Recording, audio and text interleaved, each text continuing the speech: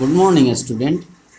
अब हम लोग equilibrium constant from Nernst equation, equilibrium constant product concentration of product divided by concentration of reactant और Nernst equation के बीच हम लोग एक रिलेशन निकालेंगे। सपोज कीजिए कि जिंक कॉपर सल्फेट के सॉल्यूशन में जिंक कंटेनर हम लोग डाले हैं। कॉपर सल्फेट के सॉल्यूशन में हम लोग जिंक का कोई मेटल डाले हैं जिसका कि रिडक्शन हो रहा है।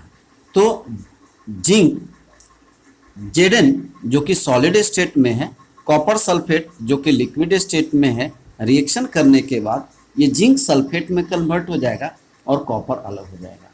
तो यदि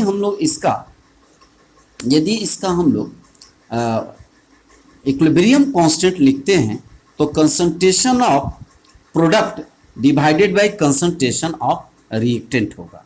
मतलब कि concentration of Zn2 plus into concentration of copper divided by product of concentration of zinc divided by concentration of CO2 plus.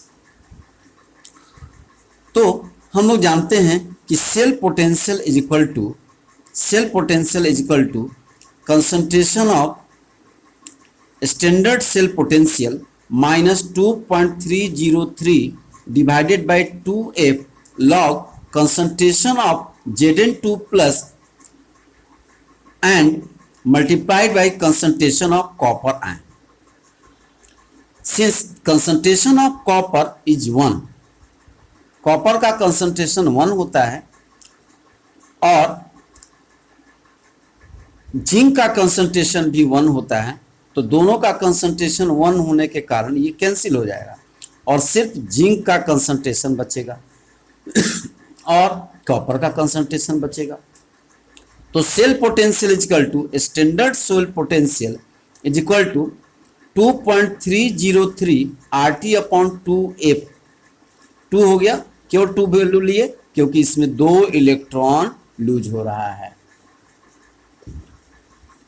तो log concentration of Zn2 plus divided by concentration of CO2 plus.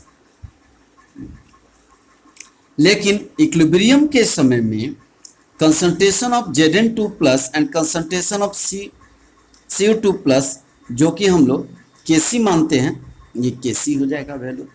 और at equilibrium जो है cell potential 0 होता है। Equilibrium समय में cell potential 0 होता है। तो Zn2 plus divided by CO2 plus is equal to Kc, and at T 298 Kelvin the above equation can be written as standard cell potential is equal to, चूंकि cell potential 0 हो गया तो इसको इधर ले जाएंगे तो standard cell potential is equal to value सबका पुट करेंगे 2.303 R हो गया 8.314 एंड T हो गया 298 केल्विन। तो कुल मिलाकर के जब सॉल्व करेंगे तो 0.059 डिवाइडेड बाय 2 log Kc।